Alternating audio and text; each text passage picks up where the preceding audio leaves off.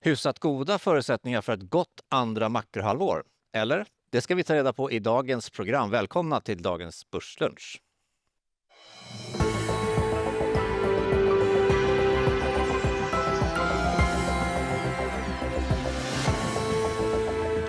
Det är halvårsskifte, 1 juli står det i kalendern och Stockholmsbörsen startar månaden lite ner. Idag gästas vi av Martin Nilsson, makroekonom på Handelsbanken, och Alexandra Stråberg, chefsekonom på Länsförsäkringar. Varmt välkomna. Tackar. Tack så mycket.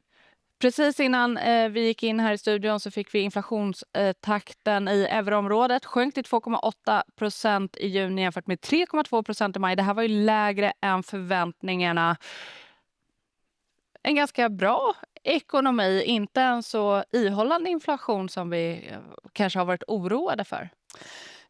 Möjligen, om vi ska vara lite hoppfulla. Men det är trots allt en månads utfall, så det kan ju vara andra saker som stökar till det. Men det är klart att det är bättre för Europazonen eller eurozonen med en lägre inflation.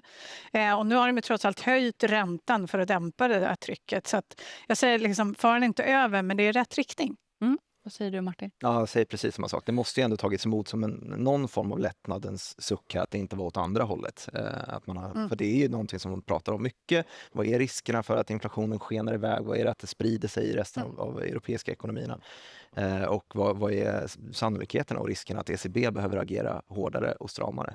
Så nu är väl spelet öppet här för att de kan fortsätta hålla räntan oförändrad härifrån året ut.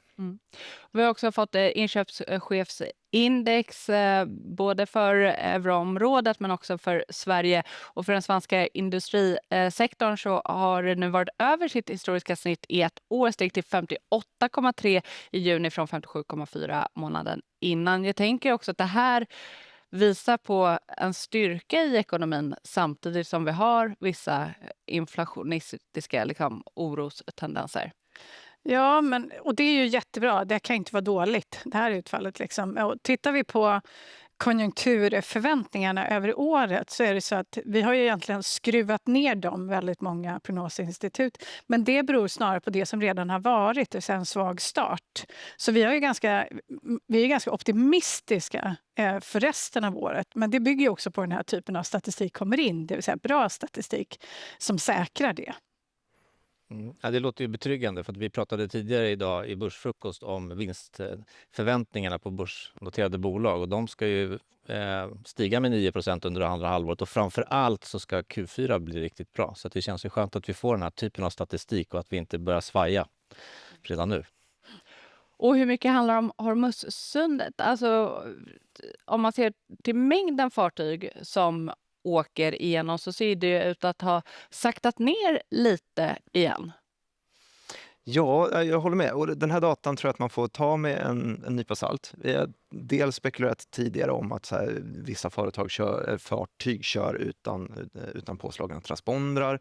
Det är svårt att säkra datan. Jag har sett att den här med antalet skepp just har reviderats upp i efterhand. Att det tar några dagar innan man har säkrat hur många skepp var det som åkte och hur stora de är. För vi pratar ju väldigt mycket om hur mycket olja det är som ska nå marknaden. Och det beror ju på hur många fat som når dit. Och i början här så såg vi att det var väldigt många sådana här supertankerstorlek som försökte skeppas ut, och det var väl naturligt också att man försöker få ut dem först. Liksom. Men det är alltjämt på en klart lägre nivå än tidigare. Vi är långt ifrån de här normalnivåerna, så det är fortfarande strypt och det är osäkert där i sundet. Ändå så verkar det som att oljemarknaden generellt sett har liksom lite tagit ut segern i förskott. Alltså, vi har ju haft ganska kraftigt fallande oljepris i flera veckor i sträck nu. Ja, men absolut, därför jag är förvånad att något skepp passerar Hormuz. Med tanke på att det säkert är några miner måste vara kvar, eller så var det bara skrämseltaktik. Men tittar man på den här vapenvilan som pågår, som är en vapenvila där man skjuter, det är en ganska ovanlig typ av vapenvila. Liksom. Så att jag tycker att det här är att man verkligen har tagit ut mycket i förskott. Och så tittar vi vilka är då som har den här överenskommelsen eller den här vapenvilan. Det är 4 väldigt labila parter. Så att några skepp passerar är väl jättebra. Sen får man ju tänka efter vilken enorm efterfrågan det är på olja när alla de här länderna trots allt har gjort slut på sina oljereserver. Det vill säga först behöver man fylla på dem och sen behöver man ha det här vanliga liksom behovet eller vanliga konsumtionen. Så att jag är inte alls lika säker som oljemarknaden liksom är på att det här ska gå bra och utan liksom framtida störningar. Ja, precis. Higher for longer tror jag är någonting som man kommer att prata om med tanke på hur låga oljelagren är. Och som man liksom har hört siffror i Kina att man i princip har halverat liksom oljelagren. Och det är ganska stora volymer vi pratar om som behövs fyllas på. Mm. Men den oljan som ändå går igenom nu, är det tillräckligt för att vi ändå ska kunna få liksom fortsatt positiv makrostatistik? Ja, det är en bra fråga. Nej, jag tror att mycket av det här låga oljepriset, det är prissatt så att man tror att det kommer öppna upp mer. Alltså om det är så att vi den här grafen som du visade nyss, nivåerna är ju låga fortfarande. Om vi ligger kvar på de nivåerna, då motsvarar det nog inte det oljepriset vi ser nu, utan då motsvarar det ett svårt läge med fortsatt utbudsbrist och priser som kan stiga iväg. Och jag tycker precis som det här resonemanget som ni hade, att terminsmarknaden för oljepriset just nu, den ligger ganska flat. Liksom. Den visar varken att priset ska gå upp eller ska gå ner. Och det tyder ju i någon mån på att väldigt mycket är inprisat på att det här kommer ha ett optimistisk framtid. Liksom. Och då är ju också riskerna för en uppsideöverraskning ganska stor. Mm. För det är också nästa fråga. Ett oljepris på $73 fatet, har priset kommit ner tillräckligt fort för att inte ge bestående men i ekonomin? Och det är inte heller säkert, därför att jag tror att det är väldigt stor skillnad mellan fattiga och rika länder. Fattigare länder har ju behövt då att dra ner på och ransonera, jobba hemma, cykla till jobbet, inte göra några tjänsteresor. Det har påverkat väldigt mycket och har spridit sig. Därför att där handlar man också väldigt mycket från just den här regionen. Rika länder, där har vi kunnat bibehålla konsumtionen, vilket kan tes lite konstigt därför att vi har fått subventioner och skattesänkningar etc. Och sen då, precis som Martin sa, om vi tittar framåt, för det är en viktig spelare här i detta varför vi har nu, liksom, varför oljepriset inte steg mer och varför det nu har kommit mer. Och det är faktiskt Kina. För Kina behövde inte då, liksom, de tryckte inte på oljemarknaden för de har haft enorma oljereserver parallellt med att de utvecklat grön energi. Men om de nu kommer att behöva fylla på de här reserverna, då kommer efterfrågan vara mycket, mycket högre. Och då tror jag vi kan se större efterfrågan, det vill säga ett högre pris. Mm. Men det är ändå ganska imponerande hur världen har tagit sig an den här energikrisen som man har pratat om. Det har varit mycket alarmistiska signaler, men ändå så tycker jag att det mesta har liksom rullat på. Vi har inga oljepriser liksom över $100 utan vi är nere på $70 och det är liksom, världen rullar på, börserna står på topp och allting känns ganska stabilt ändå. Jag vet inte, har de rätt dock? Alltså har man underskattat den här problematiken? Ja. Jag tycker att man ofta ser på någonting och så tänker man, åh gud vad skönt, nu var det över. Och så andas vi ut liksom. Eller åh vad skönt, säger marknaden, det blev inte värre. Då kan vi andas ut igen. Jag tycker inte att vi ser någon lösning här. Jag är inte alls säker på vad den här vapenvilan kommer att bidra till. Och dessutom måste vi tänka på vad är det de faktiskt bråkar om eller försöker komma överens om. Det är makten över Hormuz. Och den frågan får helt annan betydelse om du tittar på alla andra sund som vi har. Om Iran tillåts till exempel ta ut en tull etc. Så att kul att båtar passerar, jättebra att oljepriset kommer ner. Är jag lugnad av det? Inte någonstans. Jag såg de som räknade på, om man skulle lägga till den här tullen då som de ville ha så skulle det kanske få ett påslag på oljepriset på $1 fatet eller $2 fatet. Och det är ju inte liksom...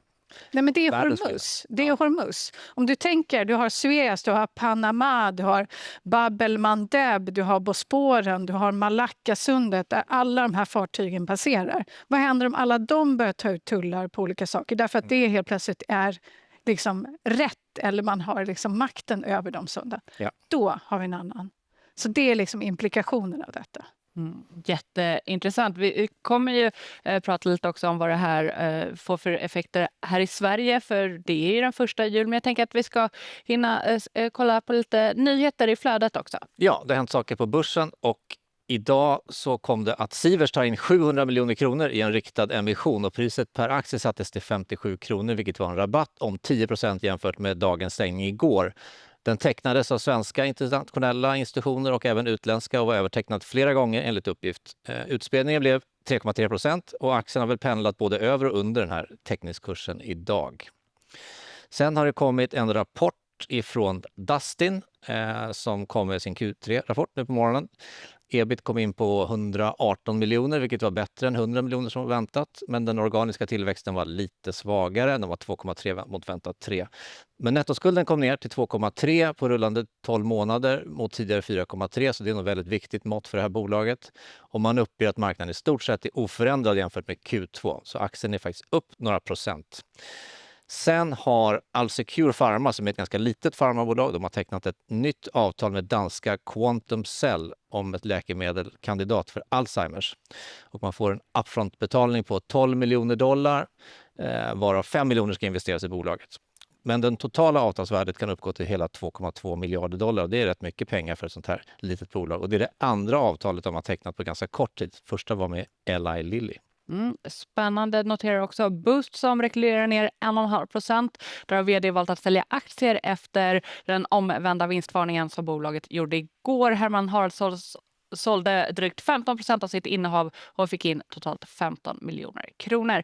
Bäst bland OMXS30-bolagen går Saab som stiger över 3%, klart mer än övriga bolag. Igår så bekräftades att bolaget säljer 16 Gripen E-plan till Ukraina för 25 miljarder. På 2 dagar så har försvarsjätten fått order på över 70 miljarder kronor.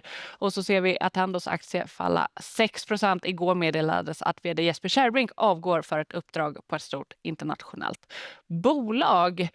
Och det här händer på börsen. Det som händer vid pump är ju att det är den 1 juli och vi får en lägre bensinskatt.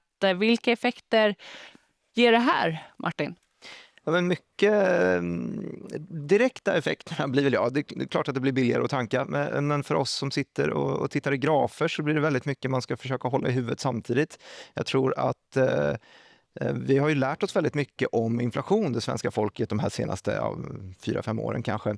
Vi kommer få lära oss en ny förkortning. Jag tänker att man kommer använda sig av KPIFKS, alltså konstant skatt, för att det är väldigt mycket finanspolitiska initiativ som man måste försöka se igenom egentligen. För det här är ju en tillfällig sänkning.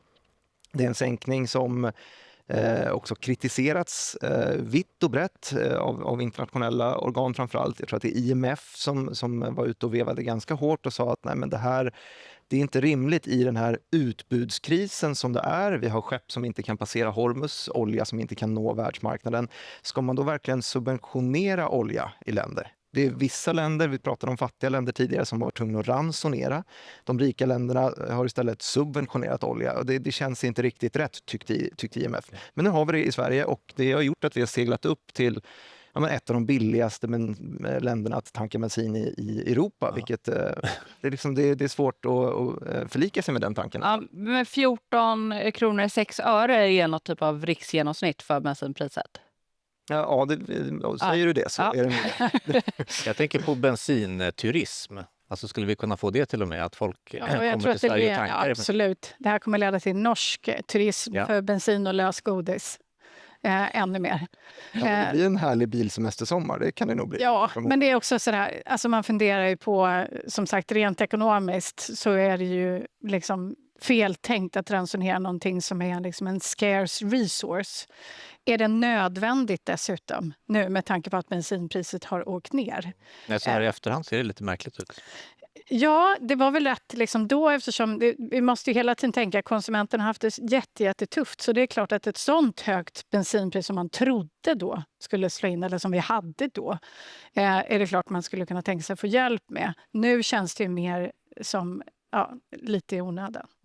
Det har halverat kollektivtrafikkort har man ju större förståelse för, liksom, om man då också vill minska konsumtionen av olja.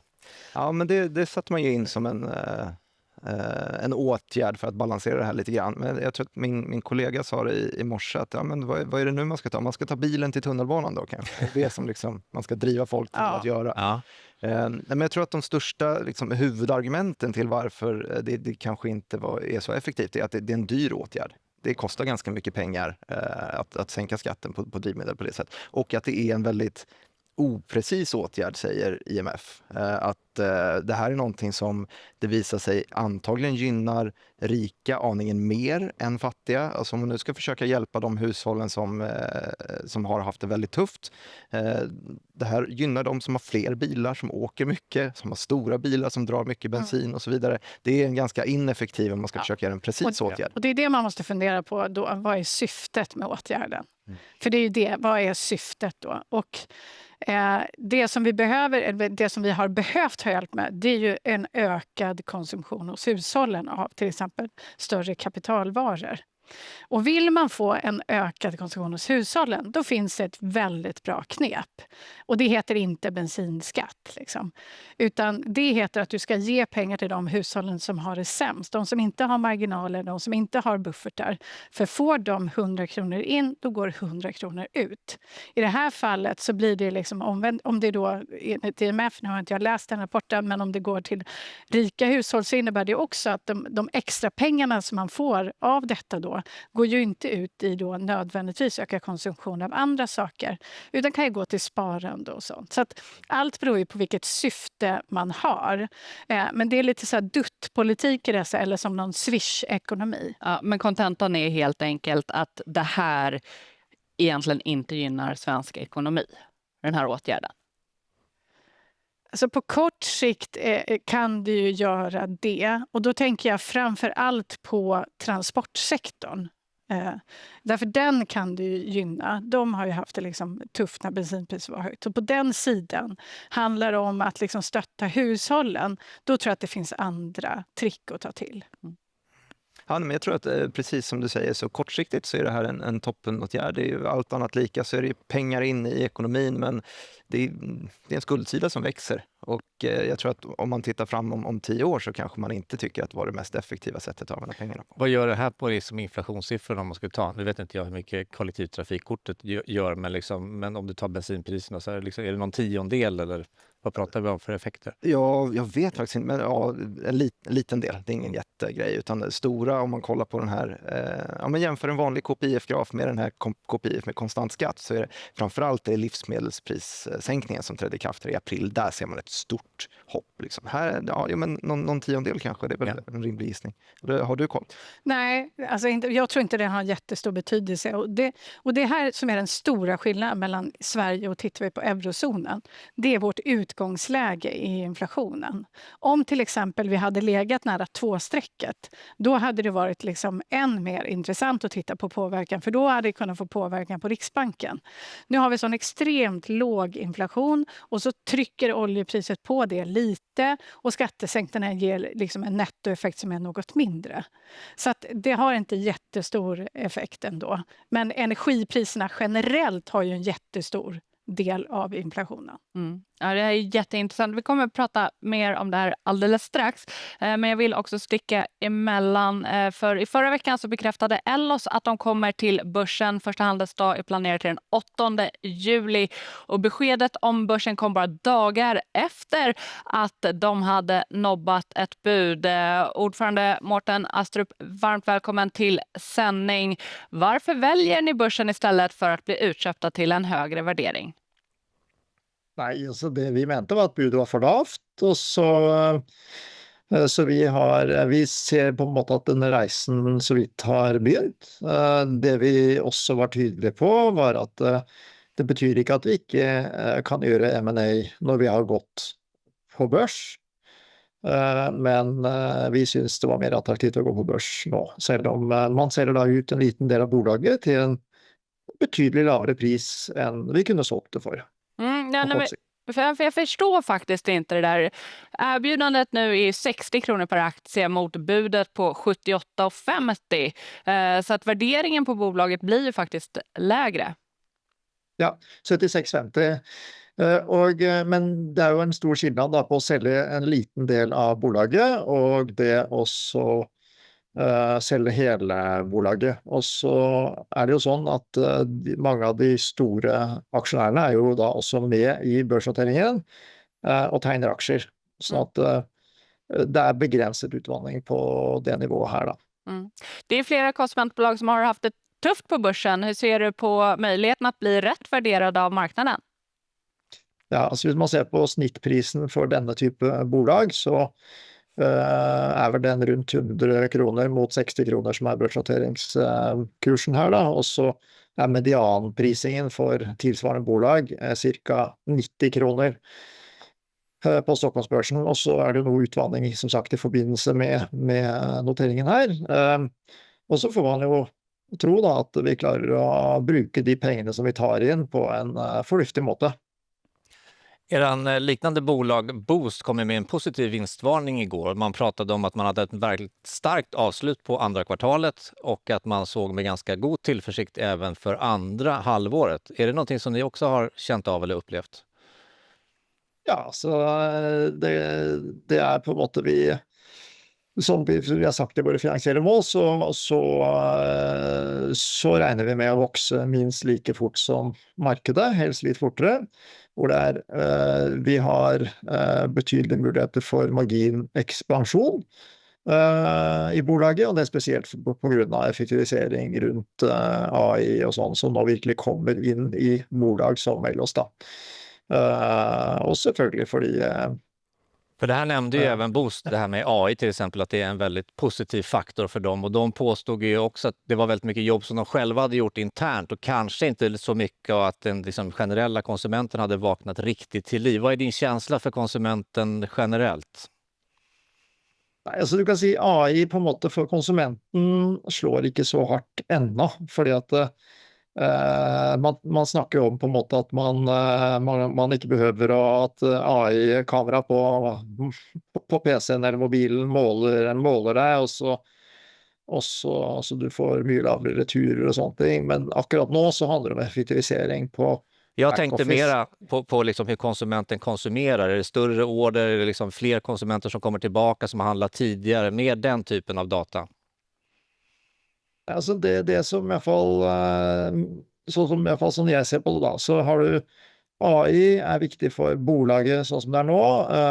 Det kommer til å bli viktig for konsumenten etter hvert som det blir flere, kall det, mer at konsumenten kan bruke teknologi til å bestille rett vare på og sånn, men det som blir ekstremt viktig uansett fremover, det er at man har tillit til den nettbutikken man handler i, og der er jo Ellos sin 79-årige historie veldig viktig. Ja. Men jag tänkte ändå egentligen mer på hur mår konsumenten, alltså inte hur den använder AI utan mera hur de spenderar hos Ellos. Alltså ser ni större ordervärden, mera frekventa orders eller liksom, och hur ser mönstret ut i konsumtionen, alltså folks köpmönster? Nei, altså folk, det er ikke noe stor revolusjon der, men det ruller og går, og vi får komme tilbake til akkurat hvordan det har vært i andre kvartal når vi kommer med andre kvartalstallene. Ja, det ser vi fram emot. Tack för att du var med i programmet och lycka till med hela IPO-processen. Tack. Ja, spännande att liksom vi ändå ser ett väldigt positivt börsklimat där det är mycket bolag som väljer att komma till börsen. Vi pratar mycket makrostatistik här. Jag funderar på det som liksom var upp som en fågel och ner som en pannkaka. Kanske inte riktigt, men guldpriset tycker jag också är väldigt intressant. Hur man såg att investerare flockades dit och nu nästan inte alls för ett guldpris som är nere på under $4,000 per uns. Vad betyder det och varför? Ja, alltså först måste man fråga sig varför guldpriset ökade så mycket. Och det är väl en mängd olika faktorer. En sak tror jag gör med oro för liksom amerikansk ekonomi och amerikansk statsskuld. Det andra var ju att räntorna var så pass låga så guld såg väldigt bra ut som investering. Geopolitiska läget brukar också trycka på guldpriset och sen ett spekulativt liksom, inslag. Och nu sjunker det undan och vad är det då som har förändrats? Ja, statsskulden har ju inte förändrats i USA, men kanske fokuset har förändrats trots allt. Man kanske tycker att det är lite lugnare geopolitiskt och sen då indikerar det ränteökningar som kommer. Så jag tror att fallet är så stort, det är nog det fjärde skälet, det vill säga det mer spekulativa inslaget då, att det blir någon typ av rekyl. Mm. Ja, men för guldet går ju nu mot ett av de svagaste kvartalen på över ett decennium. Ja, men jag tycker att man får ta det där i nivå också. Guldpriset är fortfarande på, vad är det, kring 4 000 dollar per ons. Ja. Det är fortfarande en ganska hög nivå historiskt. Och jag håller med alla de här anledningarna som du radade upp här. Och jag vill lägga till en bara, och det är förtroendet. För att när man använder nog ofta guld som ett alternativ istället för att basera i statspapper då till exempel. Och någonting som var under attack här när guldpriset steg och låg högt under en period, det var just Federal Reserves oberoende. Det var attacker på Fed-ledamoten Lisa Cook som nu har det lugnat ner sig. Nu fick vi någon besked från Supreme Court att hon får stanna kvar i sitt ämbete tills den här rättsliga prövningen är avklarad. Det var också hårda attacker mot Jerome Powell. Man visste inte vem som skulle efterträda honom heller. Nu har vi fått Kevin Warsh på plats och marknaden har ändå tagit emot den här nya Kevin Warsh, den av Trump-nominerade kandidaten som man var väldigt rädd för att är det här rent av en marionettdocka för Trump som han kommer styra precis som han vill, eller har han någon egen ideologi och någon egen ryggrad? Marknaden verkar ändå tro på det sistnämnda. Vi har inte sett några jättefarliga ränterörelser sedan han klev in på sitt ämbete. Sen får vi se hur det går liksom. Men de har lugnat ner sig, förtroendedelarna. Sen kan man ju fundera på om de verkligen har ett förtroende för Warsh, därför att han agerar ju enligt så som man ska agera.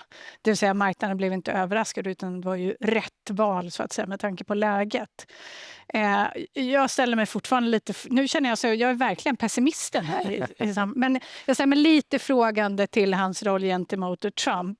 För jag tycker att det här är en av de stora frågorna, liksom centralbankernas självständighet. Liksom.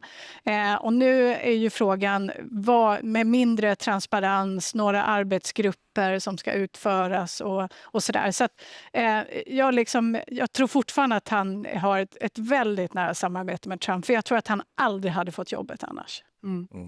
Men nu får du då möjligheten att bli lite mer optimistisk igen då, Alexandra. Härligt. För att sammanfatta, vad tror ni om ekonomin kommande månader?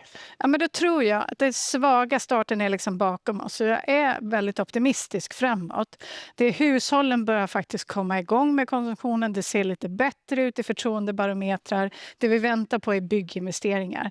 Men de tredje kvartalen nu som kommer tror jag blir rätt bra. Vi tror ju ändå på en tillväxt som är någonstans runt 2%. Och det är faktiskt inte så dumt. Det är helt okej i en återhämtningsfas. Helt okej. Ja, nej, men jag tycker också att nu, för jag vet inte, är det tredje gången i rad, så förutsättningarna finns på plats nu. Vi har en riksbankspolitik som är någorlunda förutsägbar i alla fall. Alltså riskerna har tonats ner på båda sidorna. Vi är inte på det här akuta läget längre. Vi har en finanspolitik som är rejält stöttande. Det har vi varit inne på.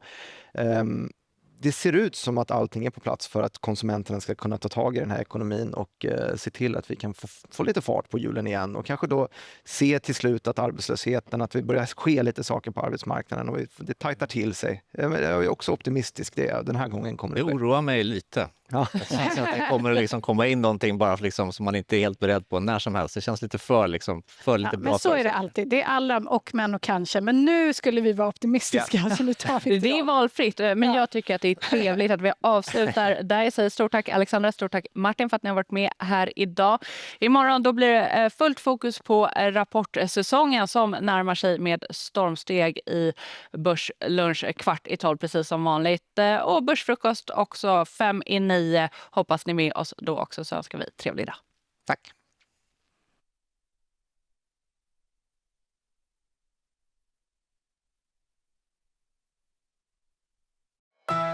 Det här var en produktion från EFN. Ansvarig utgivare Anders Hägerstrand. Hej! Visste du att vi på EFN ger dig ekonominyheter, analyser och perspektiv hela dagen? Inte bara här i podden. På vår sajt och i EFN-appen hittar du allt det senaste om ekonomi, börs, näringsliv och vetenskap. Plus fördjupningar, poddar och tv-program. All vår journalistik är gratis. Inga annonser, ingen betalvägg. Ladda ner EFN-appen idag. Mer att lyssna på, mer att läsa hos EFN.